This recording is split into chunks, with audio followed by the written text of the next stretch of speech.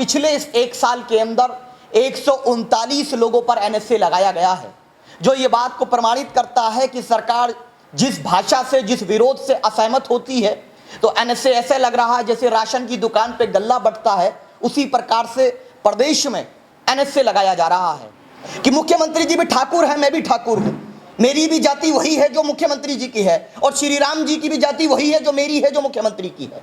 आज देश के प्रधानमंत्री श्री नरेंद्र मोदी जी भी जब झंडारोहण करते हैं तो वो उसी मुगलों की बनाई हुई इमारत से करते हैं। डोनाल्ड ट्रंप मोदी जी के दोस्त अगर कहीं आकर के किसी को निहारते हैं, किसी की प्रशंसा करते हैं भारत में, तो वो उसी ताजमहल की करते हैं जिसको मुगलों ने बनाया है। मुगल हमारे इतिहास का हिस्सा है और इतिहास कभी मिटाया नहीं जा सकता। मुख्यमंत्री जी, मैं आपसे ये अनुरोध करूंगा, जितनी मेहनत आप मुगलों की बनाई हुई इस इमारत को बदलने में, उनके नाम बदलने में कर रहे हैं, इलाहाबाद का नाम बदलने में जितनी मेहनत कर रहे हैं, उर्दू नगर का नाम बदलने में जितनी मेहनत कर रहे हैं, उतनी मेहनत आपने अगर किसानों को की आय दुगनी करने में की होती तो भारत के अंदर, भाजपा की सरकार में, मैं आपको स्पष्ट कर दूं कि कोरोना काल में ऑन रिकॉर्ड 40,000 लोग आत्महत्या के लिए मजबूर हुए हैं कि वो बिना एफआईआर के, बिना वारंट के गिरफ्तार कर सकती है और जांच कर सकती है, यहां तक कि कोर्ट भी उसमें कोई दखलंदाजी नहीं करेगा।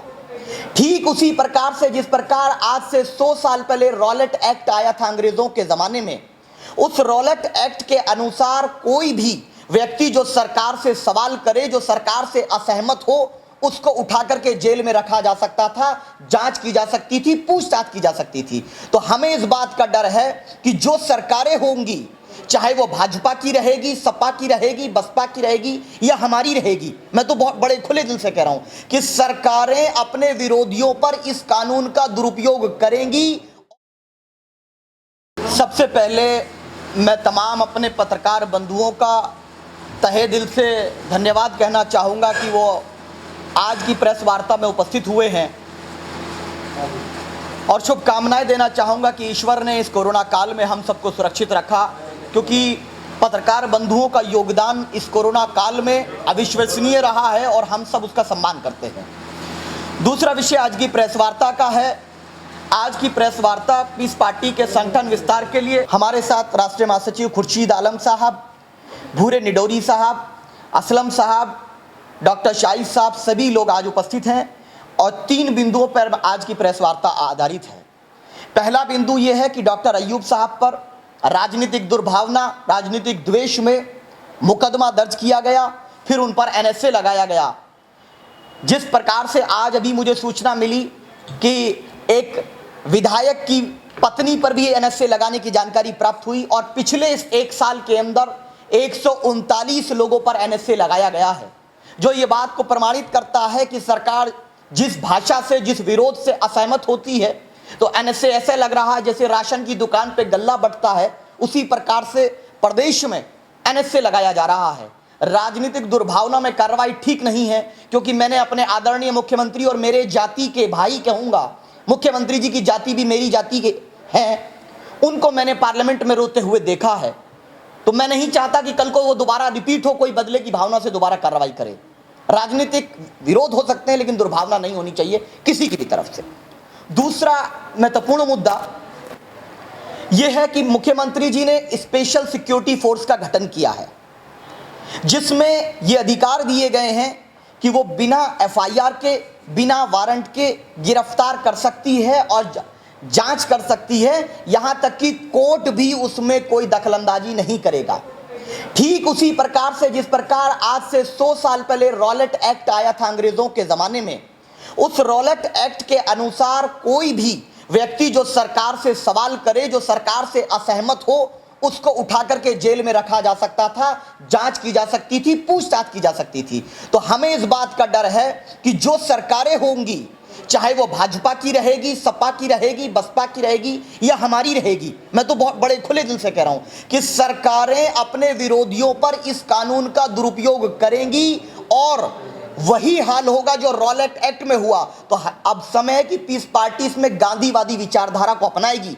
गांधी जी ने रॉलेट एक्ट का विरोध किया था और मैं महात्मा गांधी के रास्ते पर चलते हुए पीस पार्टी इस स्पेशल सिक्योरिटी फोर्स के तरीके का विरोध करती है। सिक्योरिटी के लिए फोर्स होनी चाहिए। आज लॉ एंड ऑर्डर मजाक बन चुका है। आज ज्वेलर के सोना लूट लिया जाता है दिन के अंदर। महिलाओं का अपराध बढ़ रहा है। एनसीआरबी का डेटा ये बताता है कि महिला अपराध बढ़ा है। दूसरी इंपॉर्टेंट चीज ये है कि इस सरकार में सबसे बड़ा घोटाला कोरोना का हो जाता है। कोरोना का जो किट होता है, जो पल्स रेट मीटर जिसको कहते हैं, जो चीज 700 रुपए की होनी चाहिए थी, योगी सरकार उसको 1400 रुपए में खरीदती है, आपदा को अवसर में बदलती है। और माननीय मुख्यमंत्री जी ने एक बहुत ही अच्छा कल काम कर दिया। उन्होंने मुगल म्यूजियम को बदल करके छत्रपति शिवाजी महाराज के नाम से उस म्यूजियम का नाम बदल दिया। तो मैं कहता हूं कोरोना का भी नाम बदल दीजिए, और साथ ही साथ जो ये अपराध हो रहे हैं इनका भी नाम बदल दीजिए। किसान जो आत्महत्या करने पर मजबूर है, गुज्जरों का और ब्राह्मणों का और जाट समाज का, किसान और बुरकर समाज का इस सरकार में सबसे ज्यादा उत्पीड़न हो रहा है। उनके लोगों की या तो हत्या हो रही है या एनकाउंटर होते हैं। तो ब्राह्मण समाज की लड़ाई में पीस पार्टी, गुज्जर समाज की लड़ाई में दलित समाज, बुनकर समाज की लड़ाई में पीस पार्टी अपना काम करेगी। रही बात, उन्होंने कहा मुगल हमारे आइडियल नहीं हो सकते। मैं पूछना चाहता हूं मुख्यमंत्री जी से कि मुख्यमंत्री जी भी ठाकुर है, मैं भी ठाकुर हूं, मेरी भी जाति वही है जो मुख्यमंत्री जी की है, और श्री राम जी की भी जाति वही है जो मेरी है, जो मुख्यमंत्री की है। तो ठाकुरों का तो मुगलों से ऐसा रिश्ता रहा कि हमने, अकबर कौन थे, हमारे रिश्तेदार थे वो जातिगत एतबार से, जोधा भाई से उनका रिश्ता था। मुगलों ने भारत के लिए बहुत कुछ किया है। बेशक हमें असहमति हो सकती है मुगल राज से, लेकिन आज देश के प्रधानमंत्री श्री नरेंद्र मोदी जी भी जब झंडारोहण करते हैं तो वो उसी मुगलों की बनाई हुई इमारत से करते हैं। डोनाल्ड ट्रंप मोदी जी के दोस्त अगर कहीं आकर के किसी को निहारते हैं, किसी की प्रशंसा करते हैं भारत में, तो वो उसी ताजमहल की करते हैं जिसको मुगलों ने बनाया है। मुगल हमारे इतिहास का हिस्सा है और इतिहास कभी मिटाया नहीं जा सकता।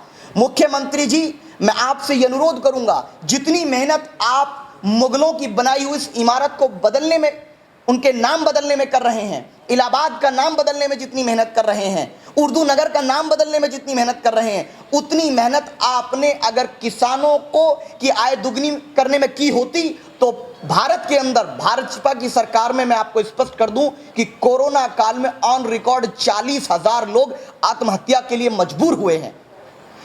आज महिलाओं के उत्पीड़न ये ना होता। आज तमाम लोग, सिर्फ हर किसी को फिक्र है कि सुशांत सिंह राजपूत मर गए। अरे ऐसी आत्महत्या बहुत होती हैं, ये आम बात है, कोई नया नहीं है। मेरे किसान की आत्महत्या पर किसी का दिल क्यों नहीं धड़कता?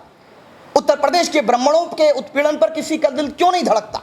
उत्तर प्रदेश के गुज्जरों के उत्पीड़न पर किसी का दिल क्यों नहीं धड़कता? बुनकर समाज और मछुआरे समाज के उत्पीड़न पर किसी का दिल क्यों नहीं धड़कता? इसलिए कि राजनीतिक लाभ नहीं होता। राजनीतिक लाभ होता है रिया चक्रवर्ती से, राजनीतिक लाभ होता है कंगना रनौत से, जो खुद कहती है मैं नशेड़ी थी। ड्रग एडिक्ट का मतलब यही होता है हिंदी में, जो खुद स्वीकार करती है उसको हीरो बनाने में सब लोग लगे हुए। तो मेरा ये अनुरोध है, मुख्यमंत्री जी बदले की भावना की कार्रवाई को छोड़ करके प्रदेश की प्रगति के लिए कार्य करें। हमारी जो भी आवश्यकता प्रदेश की प्रगति में, किसानों की उन्नति में, नौजवानों को रोजगार के लिए, अगर पीस पार्टी की जहां भी आवश्यकता पड़ेगी, पीस पार्टी के कार्यकर्ता सदैव तत्पर रहेंगे। लेकिन अगर किसानों का, बुनकरों का, दलितों का, गुज्जरों का, मुसलमानों का, ब्राह्मणों के साथ अगर उत्पीड़न होगा तो याद रख लीजिए उत्तर प्रदेश में जन क्रांति होगी। और एसएसएफ के बारे में मैं अनुरोध करूंगा इस पर पुनः विचार सरकार करे। कोई सवाल पत्रकार? सवाल ये है कि अभी आपने जातिवाद को लेकर ब्राह्मण, मुस्लिम और ये, क्या यही लोग हैं यूपी के अंदर? मैं ये समझता हूं इस सरकार में उत्पीड़न इन्हीं पर हो रहा है। ब्राह्मण समाज पे उत्पीड़न हो रहा है, और मैं ब्राह्मण समाज के साथ, जहां ब्राह्मण समाज का पसीना गिरेगा हमारे कार्यकर्ताओं का देश हित के लिए, वहां लहू गिरेगा। इसलिए क्योंकि हमारा लक्ष्य भाईचारा है। गुज्जरों का अधिकार नहीं है क्या? क्यों एनकाउंटर कर देंगे ऐसे ही गुज्जरों का?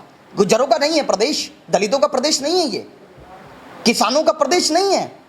आप बताइए कि किसान को लाठियां देंगे। अगर कंगना रनौत कहे कि मुंबई पाकिस्तान का हिस्सा है, पीओके है, तो उसको सिक्योरिटी मिलती है। और एक बड़े शायर की बेटी कहे मैं मुख्यमंत्री योगी जी से मिलना चाहता हूं, तो उसको हाउस अरेस्ट कर लिया जाता है। किसान कहे कि मैं प्रधानमंत्री से मिलना चाहता हूं, तो आपके गाजीपुर में यहीं पर क्या लाठियां नहीं मारी गई थी? किसानों को भगाया नहीं गया था? आप सब साक्षी रहे हैं मेरे भाई। तो हमारा कहना यह है कि जो मुख्य मुद्दे हैं उन पर कार्य सरकार करे। जो धार्मिक सद्भाव, भारत की पहचान गंगा जमनी तहजीब से है और देश गुलाम रहा अंग्रेजों के दौर में। जिस मुगलों से इतनी नफरत मेरे जातिगत भाई योगी जी कर रहे हैं, वही उनके दौर में 24% जीडीपी थी, आज -23% जीडीपी है। तो मुगलों के काल में देश प्रगति की तरफ था। और हमारे साहब हैं, जहां किसान मर रहा है, नौजवानों के रोजगार चले गए। पत्रकार बंधुओं, आप पर कितने हमले हुए उत्तर प्रदेश में, माइक रखना पड़ा कानपुर में ले जाकर के। मुझे आंसू आए इस वक्त कि पत्रकार सुरक्षित नहीं है।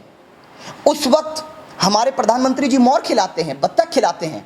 अगर हमारे परिवार का बड़ा, अगर बच्चों की मौत पर अगर गमगीन नहीं है, कैसा बड़ा है वो? चाइना ने क्या हाल करके रखा? कब्जा नहीं किया चाइना ने? क्या कहां गई फॉरेन पॉलिसी? पूरी दुनिया घूम के आए प्रधानमंत्री जी, क्या हासिल हुआ? क्या मोर खिलाने के लिए, चाइना को झूला झिलाने के लिए हम गए थे? अच्छा, 2022 के बारे में बताइए। 2022 की तैयारी आपकी कैसे रहेगी? किसी के साथ आपका गठबंधन होगा क्या? पहली चीज तो यह है कि पीस पार्टी 2022 में सरकार बनाने के लक्ष्य से काम कर रही है और जिन भी समाज के लोगों के साथ उत्पीड़न हो रहा है, उस समाज के सभी वर्गों को साथ लेकर के काम कर रही है। और अभी तक हमारा प्लानिंग यह है कि हम अकेले चुनाव लड़ेंगे, लेकिन जो प्रदेश हित में बेहतर होगा, जो प्रदेश की प्रगति के लिए, सामाजिक सद्भाव के लिए बेहतर होगा, वो हर कार्य पीस पार्टी करती आई है, करती रहेगी। क्योंकि हमारा लक्ष्य शांति, व्यवस्था और न्याय है। शांति और न्याय नहीं होगा तो देश और प्रदेश कभी प्रगति नहीं करेगा। और किसी का जो है उत्पीड़न नहीं होना चाहिए, चाहे उसकी जाति कुछ भी हो। मैं तो ठाकुर हूं, मैं क्यों ब्राह्मणों की बात कर रहा हूं? मुझे तो ठाकुरों की करनी चाहिए थी ना, मैं क्षत्रिय हूं। लेकिन मैं ब्राह्मणों की बात इसलिए कर रहा हूं कि उत्पीड़न ब्राह्मण पे हो रहा है, उत्पीड़न तो गुज्जर पे हो रहा है, उत्पीड़न जाट का हो रहा है, उत्पीड़न दलित और मुसलमान का हो रहा है। देखिए, हमने तो यही कहा कि दुर्भावना की राजनीति नहीं होनी चाहिए। नाम नहीं, आप काम करिए। आपको अगर छत्रपति शिवाजी महाराज से सच्चा प्रेम है तो शिवाजी महाराज के नाम पर आगरा में अस्पताल बनाइए, हम स्वागत करेंगे। लेकिन मुगल म्यूजियम का नाम बदलने से हासिल क्या होगा? आप नफरत पैदा कर रहे हैं और नफरत हमेशा नुकसानदायक होती है। आज सरकार है, कल नहीं रहेगी। कल यही एसएसएफ जो है, कल हो सकता है योगी जी को गिरफ्तार कर ले, बिना जांच के इन पर उत्पीड़न करे, हो सकता है।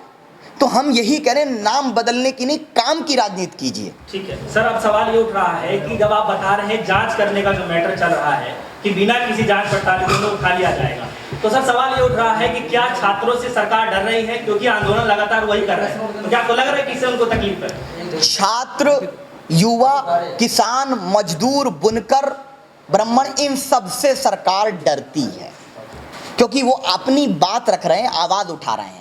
और जब सरकार डरेगी तो वो जुल्म करेगी।